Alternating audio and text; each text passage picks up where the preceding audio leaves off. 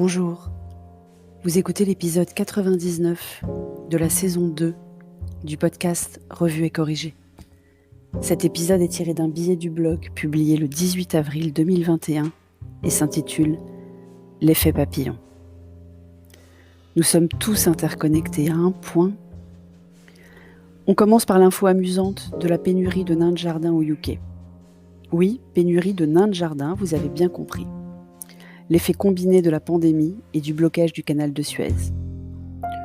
On enchaîne avec la bonne nouvelle de la protection du virus.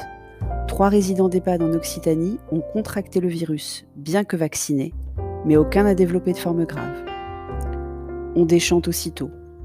De plus en plus d'effets secondaires de l'AstraZeneca sont observés, chez des patients plus âgés aussi. Dans la série Effet papillon, on observe également une pénurie de doses individuelles de ketchup, surtout de la marque Heinz, parce que leur consommation a explosé à cause des mesures sanitaires.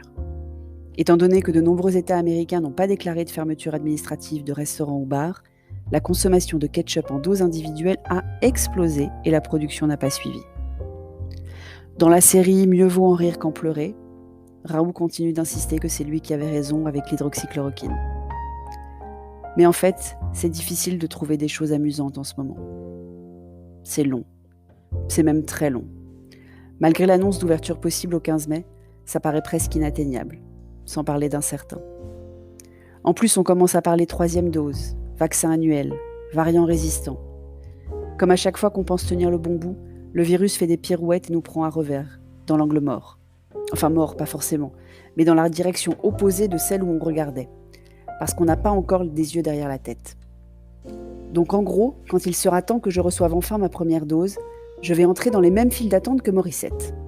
S'il prévoit à nouveau des priorités, je vais me faire vacciner en 2022 en fait. Ah non, parce que là, ça sera la 3e dose des plus de 55 ans. Et pendant ce temps, un épidémiologiste en mal de célébrité accuse le gouvernement de se comporter comme Bolsonaro. C'est irresponsable, et les médias qui reprennent ses propos en boucle sont inconscients.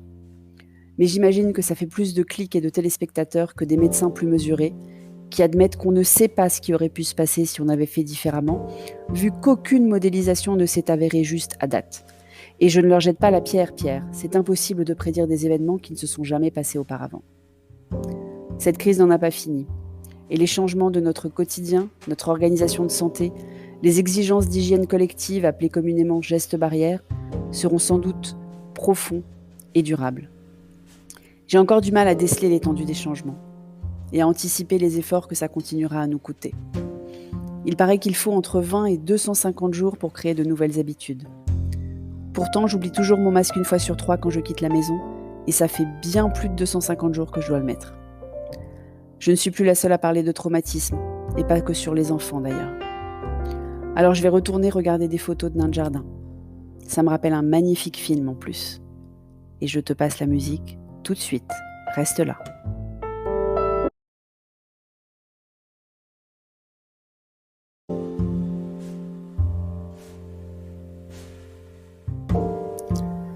Merci de m'avoir écouté. Si tu apprécies ce podcast, tu peux me remercier sur Buy Me a Coffee, je te mettrai le lien dans les notes d'épisode.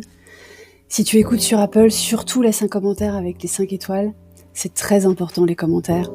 Et sur toutes les plateformes de balado-diffusion, abonnez-vous et partagez. À bientôt.